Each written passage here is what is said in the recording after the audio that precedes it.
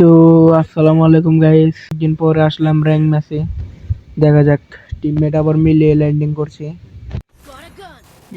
মিলে ল্যান্ডিং করার পরই আমি একটা টিম পেয়ে যাই।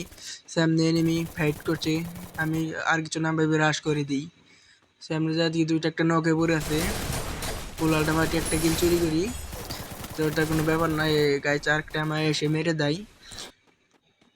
অনেকক্ষণ পরে পিকে আসি, পরে দিই একটা এনিমিটাকে নক করে দিই, নক করে ক্লিয়ার করে দিই।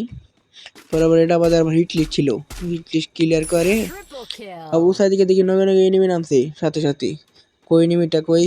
না না না, এদিকে না, এদিকে থাকতে পারে না, আবার এদিকে থাকতে পারে। আমি সোজা সোজা রাশ করে দিই, এনিমি দিকে বেন্ডিং করে যাচ্ছে, আমি তার পিছে পিছে যাই।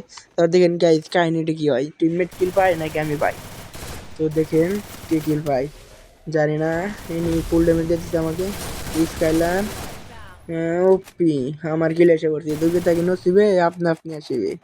টিমমেট তো পুরো খেপে হিমোর দেখাচ্ছে।